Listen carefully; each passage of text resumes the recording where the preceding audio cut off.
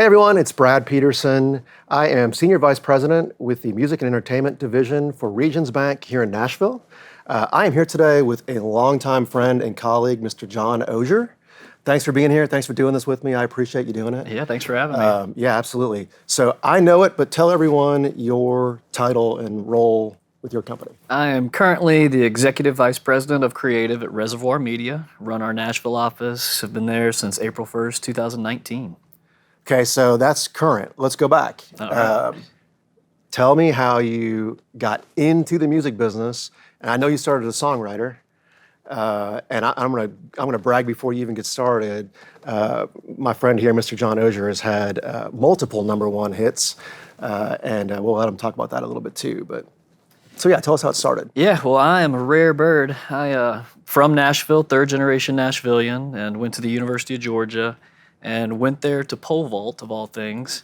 I don't think I knew that. And got to the tracks first day at 5:30 in the morning and thought, you know what, I am burned out. Played 3 sports for 6 years from 7th, 8th grade all the way through high school and was just done. And that's when I really got into music in Athens. It's such a great music scene with REM and Widespread Panic and just a great music scene there. And I started calling a family friend, Drew Alexander, who was a sophomore, when I was a sophomore at Georgia, and just asked, what do I do to get into the music business? This is something that I think I want to do. And when I graduated, I was going to go to law school, but to be honest, was just too immature to take the LSAT. And I had kept in touch with Drew, but I ended up calling a friend of a friend and got an internship in Durham, North Carolina, at a record company called Sugar Hill Records. Yep. So I moved from Athens, Georgia to Chapel Hill and worked at the record company from 8 to noon. At noon, I changed from my music clothes into a suit, worked at a law firm from 1 to 5, waited tables from 6 to 9, and then played in a band. Did that for about 4 months, and then Drew Alexander called me and said, hey, someone just left Curb Publishing. Would you want to come interview? I said, absolutely. So I flew back home, showed up in a coat and tie. He said, please take your tie off. You're making me uncomfortable. You're way too formal for the music business. There you go. And hired me on the spot, and that was in October of 2002. Which is kind of an important date for me. So I got in, thought I wanted to be a songwriter, and got in and heard the songs that Lee Brice and Doug Johnson and Billy Montana and Walt Wilkins were writing, and I thought, uh-oh, I better learn the business side of this because my songs are terrible. So I kept on the business path and got lucky early on, getting some songs cut as a plugger. Slowly shifted to the record company where they did not have an administration department.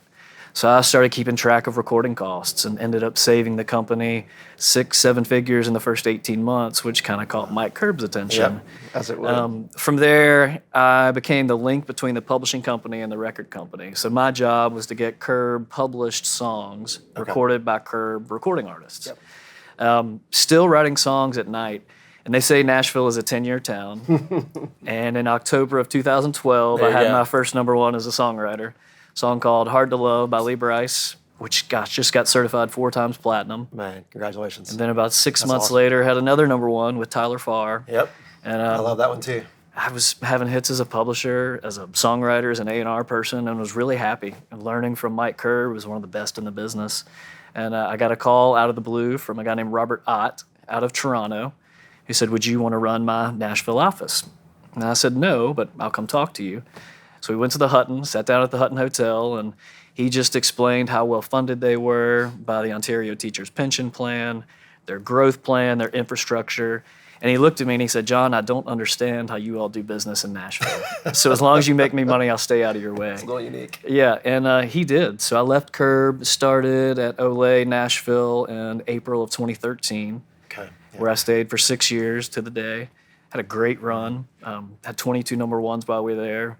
Signed Jordan Davis, Chris Jansen, Tyler Farr, Adam Hambrick, Jeremy Stover, Tony Martin. Really had a really good time, had a great team there. But when I left Curb to go to Olay, I quit writing songs. It felt weird tell for me me. why. I know why, but I want you to tell everybody why. Yeah, well, I was representing 40 songwriters here as a publisher, and it felt weird for me to be competing with the people I was representing. Yeah. So as much as I hated to, it felt like the right thing to do to quit. And looking back, it was probably a smart thing to do. I had 2 #1s, and songwriting is a young man's game, so I shifted to the business side and have enjoyed it every step of the way. Yeah, yeah. So fast forward, to 2017, a Billboard article came out in April that Olay was on the market, going through a recapitalization. Right. And running a publishing company of this size, a major independent is what we would call it, there's only a handful of jobs. So I started the Reservoir Nashville office April 1, 2019, and here we are. Yeah. Got 2 employees there. We've built our roster up to 21 writers. We've done about $130 million worth of catalog deals since then, so we've been moving. So I want to stay on that topic of independent. I think we both would say that it proves out that independent music publishers, meaning not part of a larger corporate conglomerate, for anybody, the majors, have always been able to compete creatively. Right. I think that spells out in the charts as well. But the last few years in the music business, kind of on the top end of that, and from a financial aspect, that again is what I kind of spend most of my time doing. There's been a lot of capital that's come into the business. A lot of the investment community has taken a real interest in music and music rights, song catalogs. Everyone sees the news every other week of some huge artist sold his catalog for hundreds of millions of dollars. So a lot of that capital has come into back independent music publishers. That's almost all of what my business is from a bank financing perspective. So always competing creatively. But now, financially, talk to me about how that helps you guys compete on a global basis for writers, for catalog acquisitions.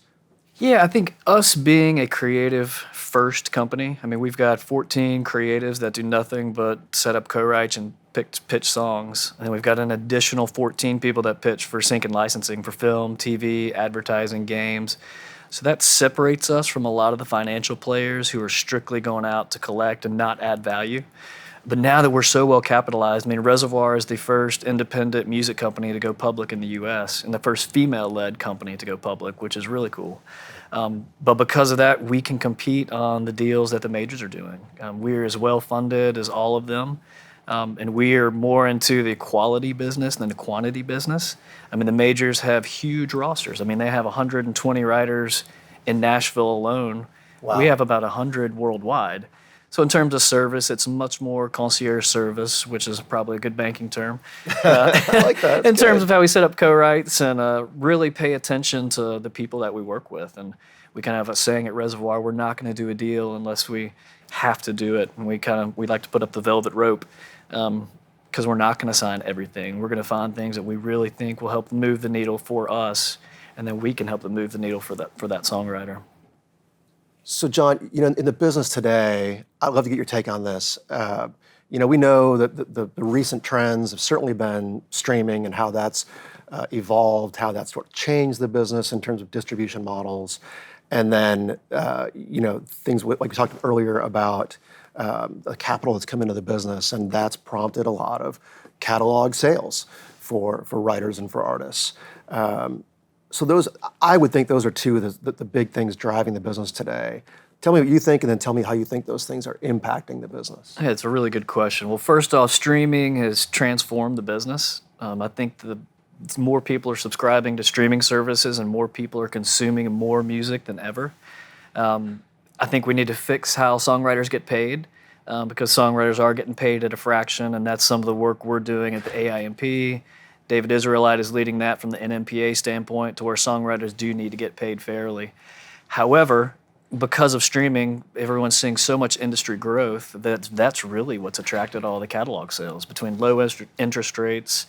True. And then writers talk, and they hear what multiple writer A got and writer B wants that multiple, and there's a lot of factors to it. I mean, people are worried that capital gains tax rate may go up, which has triggered a lot of people who are aging artists. I mean, if you look at Bob Dylan and Neil Young, all the big headline catalog sales, they're thinking about it as estate planning, and so now is the time for those acquisitions to happen. But I think a lot of it has been driven by streaming, and then also I think the financial world has finally understood that music copyrights are an asset class.